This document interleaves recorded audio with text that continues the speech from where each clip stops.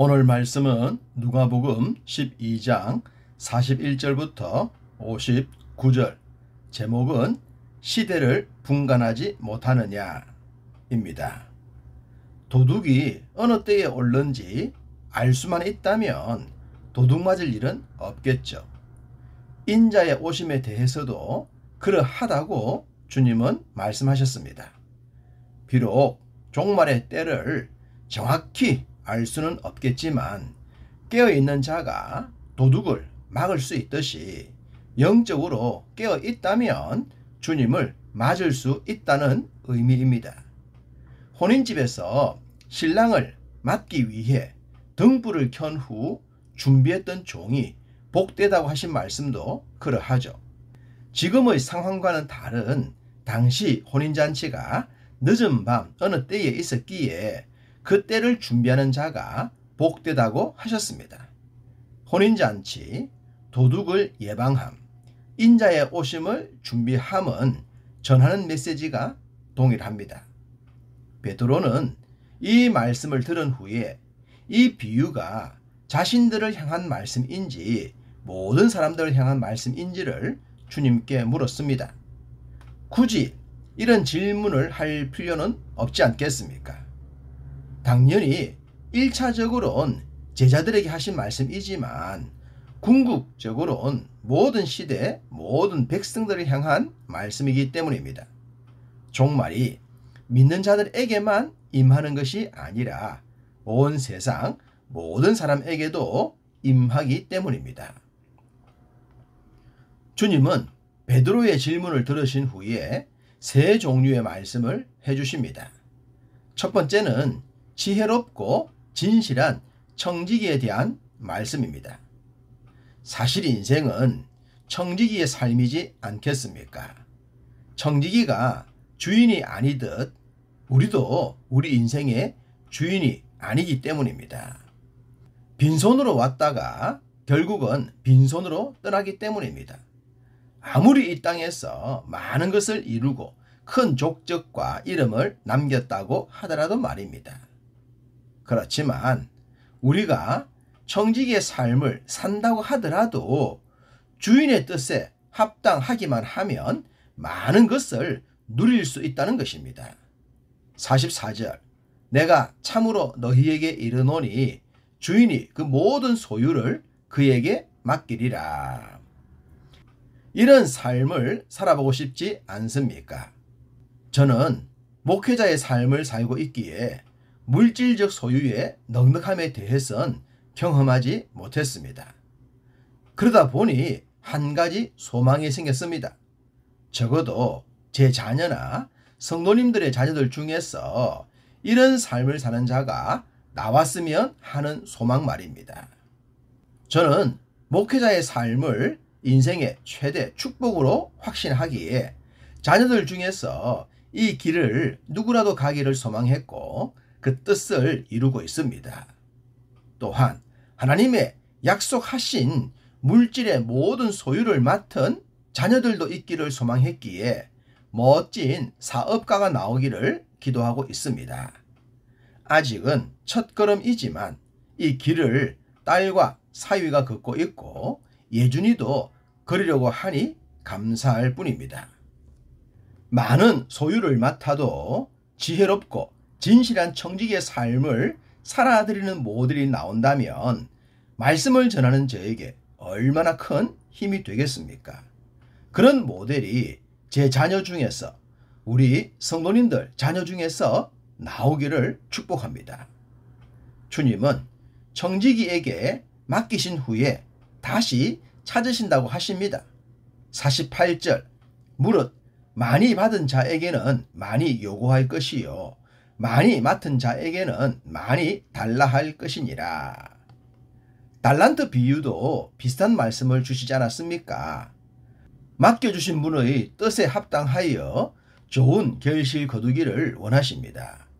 그렇다고 해서 우리의 것을 빼앗겠다는 말씀은 아니십니다. 주의 뜻에 합당하게 행하여 기뻐하시는 결실을 거뒀는지를 보신다는 겁니다. 그래서 합당했을 때는 한 달란트까지 10달란트 가진 자에게 주심처럼 하실 겁니다. 그러므로 더 받기를 원한다면, 더 많은 것으로 주의 일 하기를 원한다면 지혜롭고 진실한 청지기의 삶을 살아야만 할 것입니다. 두 번째는 불과 분쟁에 대한 말씀입니다. 49절, 내가 불을 땅에 던지러 왔노라. 51절, 내가 세상에 화평을 주려고 온 줄로 아느냐? 내가 너희에게 이르노니 아니라 도리어 분쟁하게 하려 함이로라. 이게 무슨 의미일까요?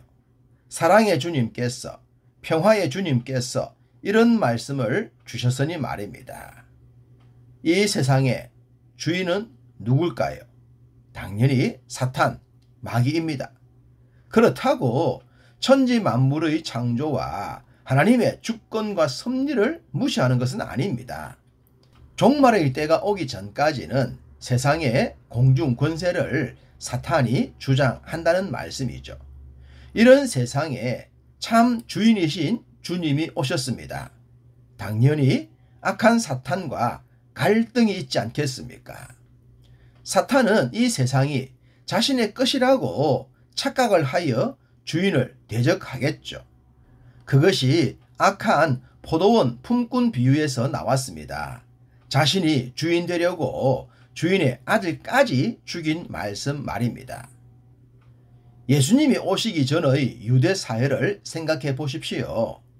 형식과 외식에 붙들렸던 자들이 지도자였습니다. 당연히 그들의 가르침이 옳다고 생각했던 백성들은 주님의 말씀을 들으면서 변했죠. 반대로 종교 지도자들 세상엔 대혼란이 일어났습니다. 말씀하신 바 분쟁이 일어난 것입니다. 지금도 그러합니다. 이 세상이 전부 다 돈이 최고다. 수단과 방법을 가리지 않고 성공하면 된다. 사람이 주인이다. 모든 종교에 영생이 있다. 이렇게 생각하는 세상에 주님의 말씀이 들어왔습니다. 어떻게 되겠습니까? 충돌이 일어나겠죠. 주님 말씀처럼 아버지와 아들, 어머니와 딸, 시어머니와 며느리 사이에 충돌과 분쟁이 일어나는 것입니다. 사람들은 이런 분쟁이 하나님의 말씀 때문이라고 생각하는데요. 근본적인 이유는 사탄의 계략 때문입니다. 종교 지도자들의 가르침에 홀렸던 것처럼 말입니다. 갈등과 분쟁이 좋은 것은 아니지만 영적인 거듭남을 위해서라면 산모가 출산의 고통을 이겨내듯 이겨내야만 할 것입니다. 그럴 때 자녀를 얻은 기쁨을 누리듯이 새 생명의 기쁜 세상의 맛을 보게 될 것입니다. 세 번째는 시대를 분간하라는 말씀입니다. 56절, 외식하는 자여 너희가 천지의 기상은 분간할 줄 알면서 어찌 이 시대는 분간하지 못하느냐. 외식하는 자들의 특징은 천지의 기상은 놀랍게 분간할 줄 안다는 겁니다. 이 말은 세상을 살아가는 지혜는 탁월하다는 겁니다. 어쩌면 믿는 우리들보다도 훨씬 더 뛰어난 세상 삶을 사는 것 같습니다. 그렇지만 이것이 그들의 발목을 붙잡죠. 세상이 전부라고 생각하기에 탁월한 세상적 삶을 인생의 궁극적인 목표로 삼아버리기 때문입니다. 그러나 진짜 중요한 것은 시대의 영적인 흐름을 분간할 줄 알아야 한다는 것입니다. 이 세상이 전부가 아니라는 것, 물질이 인생의 최고복이 아니라는 것, 좋은 게 좋은 것이라고 무조건 덮고 함께 가는 것이 옳은 것이 아님을 분간할 줄 알아야 합니다. 그래야만 더 중요한 것을 놓치지 않게 될 것입니다. 그러므로 우리가 물질과 세상 앞에서 세상 기준과 다른 하나님의 기준에 합당한 삶의 모습을 보여드릴 수 있기를 간절히 소망합니다.